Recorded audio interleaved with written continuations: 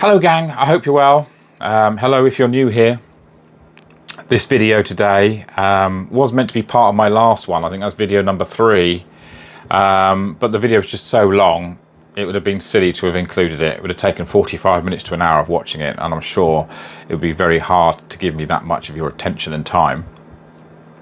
So in this particular segment, this video today, it's purely about mental health and how nutrition and food that you consume, how that affects you and how you're able to cope with, or how I've been able to cope with issues that have come up in my life. So such as April this year, I had to have my dog put down, my lovely dog, and I want to talk about how I coped with that. And that ties back to me having my dog in the first place from 11 years ago when I had a nervous breakdown at work. It's quite a private matter, but I want to make it public now because I think it's really important. There's people in your lives, or maybe yourself, are going through or had been through mental health issues or depression. And so that's what this video is all about. It's about coping with that or not coping with that, and how it all ties back into what I'm doing now to try and get fit and healthy. I think it's a really important subject. So there aren't any of my fun little clip-ins that I tend to add in. So I try not to take life too seriously whenever possible. But I hope you'll find it useful. Or if you know someone else who you think might find it useful, then do share it with them. I'd also like to make a recommendation about being able to get yourself some keepsake jewellery should you lose a pet. Whether that's through having the paw print of your pet or some ashes. I've got an old friend of mine who's an ex-colleague in the beer industry where I used to work before I had my nervous breakdown. And when she left the business, she started her own up. It's quite a quaint little story. The website's called 2 Green Lane. I'm getting absolutely nothing out of doing this. I just want to recommend it to you because I've used it in the past. I used it because my wife's dear dad had died, and I got hold of some of his ashes and had it put into a piece of jewellery that Laura made very kindly through her business 2 Green Lane. It's a beautiful piece of jewellery, and I know my wife really appreciates it. And you can do the same for your animals. I highly, highly recommend it either for yourself or for a loved one, where you can get paw prints, nose prints, ashes of your loved ones or your pets made into jewellery. Do check it out. It's a lovely website, and it's lovely pieces of jewellery that Laura makes. That's it. I'm not on some kind of commission or anything else like that. As I said, I've used it before. I highly recommend it, and I think you'll appreciate it too.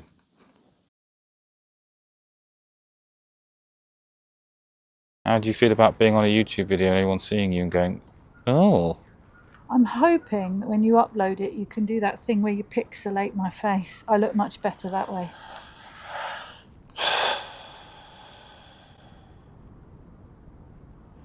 Been putting up with that nonsense for 25 long, cold, dark years. You've had it now, mate. It was our 25th wedding anniversary last year. No, it was our 26th. You better keep this bit in. 1998, 25, 26, 20, it'll be 27 this year then. Okay. All right. Come on, let's go and say hello to the next resident. What, before I have to punch you? Well, I need the video to show that I'm doing some walking. I want to talk about something else that's really quite close to my heart. I was really unsure whether or not I was going to talk about it because it's a sensitive issue for some people. It used to be a sensitive issue for me as well. But as the years go by, I've learnt more and more about it and how important mental health is for people, and how it's now being recognised more widely by employers, by colleagues and things like that. So I've got no reason to hide it anymore. I used to try and hide it. I certainly used to try and hide it at job interviews and things as well, but I haven't done over the recent years. And I find that being open and honest, as I always said to you I would be from video 1 onwards, I think it's worth mentioning it now because there is another positive impact, and that is partly thanks to Mounjaro, but it's also very much about holistically looking at everything in my life in terms of my intake of nutrition and my poor dieting beforehand and my lack of exercise affecting or potentially affecting my mental health. So about 11 years ago, I had a nervous breakdown at work. It's one of the most frightening things that ever happened to me in my life. And I've got an awful lot to be thankful to my wife and doctor and things like that to help me through that. And antidepressants certainly go a long way to doing that. In fact, they're bloody marvellous. They really are. I think some people they might not be very useful for, unfortunately, for various different reasons. But for me, I've been literally bouncing off the walls ever since, really. Emotionally stable and things like that. I've asked many times to my doctor to come off them. I said, I don't need them anymore. I know I don't need them. I'm quite happy. But they still sort of and ah about it after all this time. And they are the experts. I have to rely on them and their experience of seeing hundreds, if not thousands of people, across a year who have similar issues and use the medicines and find them beneficial. But the reason I'm mentioning it now is because it certainly had effect on my health in terms of my weight and things. Because I no longer really cared about myself and my body at that point in time. So I started eating extra lots of shit food and junk food on top of anything else I was consuming. I can remember to this day when I started to have my breakdown at work, measuring up in my mind the multi-storey car park across the road from the office where I was. And it was running through my mind, is it high enough? Is it really high enough that if I go and jump off that it'll end it all for me there and then? Luckily, obviously, I didn't do that. I remember ringing my wife. I walked outside into the car park, and I can remember to this day, my legs felt like lead is the best way. I could barely move at all. Barely move. And I desperately wanted to speak to my wife and tell her what I thought was happening, or what I didn't know was happening, but what she might be able to help me understand what was happening. And I couldn't get hold of her initially. Anyway, I had some very, very, very kind and supportive people in HR at work that took me home. Cut a much longer story short, here I am. I'm still here. I'm happy. I'm healthy. I've got a fantastic family around me, friends. I'm enjoying doing silly things like this. But some of you may have suffered from some kind of depression, or still are, or on medication for it and things like that. And the reason I've mentioned it, why did I mention it?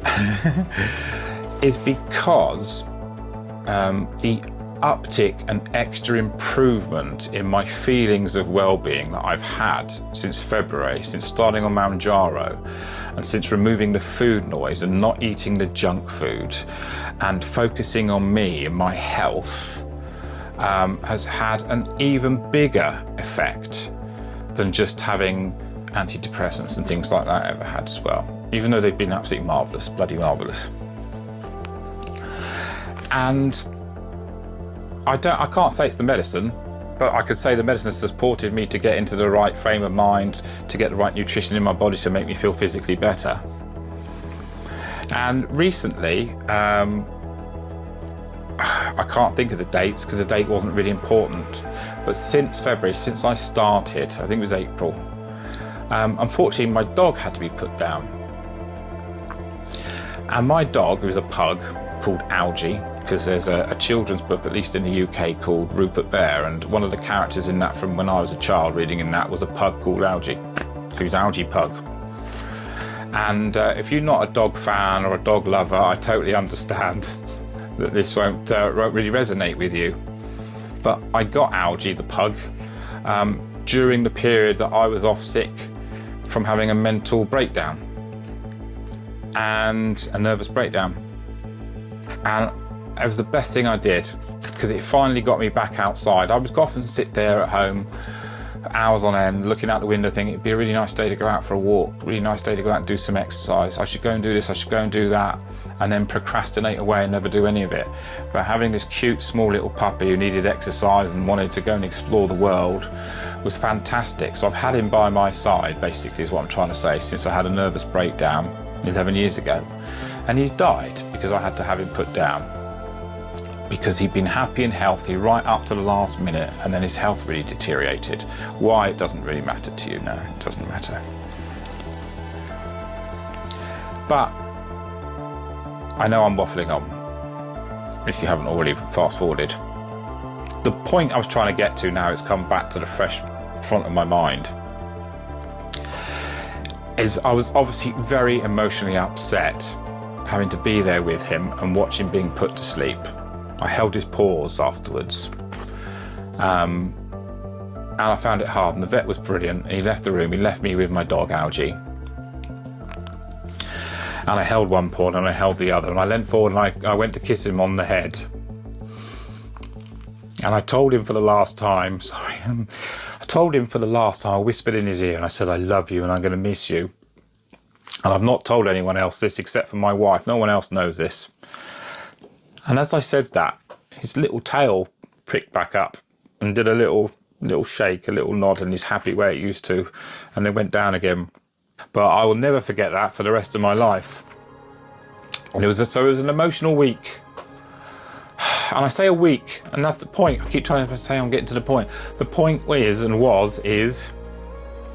that after a few days of that first week of losing him, I got stronger and stronger again, and better mentally, and was able to cope more, I think, with his death and my loss of my beloved hairy-faced pug, because I've got better nutrition in me, because I'm feeling better in myself, and the mental health of getting out there and having fresh air every day in my walks and feeling physically stronger has made me feel even more emotionally stronger, I think, than ever, than ever for a very long time. So luckily, I was on days off when I had to have him put down. So I had 2 or 3 days at home before I needed to face the world and go back out there, you know, and it was still very teary moments for me when I get home and see his blankets and things like that, and you come home and you open the front door and there's no dog there greeting you. But I think sincerely that because my health has improved, my nutrition has improved, and I feel better in myself physically, I was able to cope with that much better than had I not been doing that, and I sincerely believe that. Now the wife's coming home, which is a good moment to stop. I'm back and so is she. Oh, it's 2 of you. You're interrupting my video taking.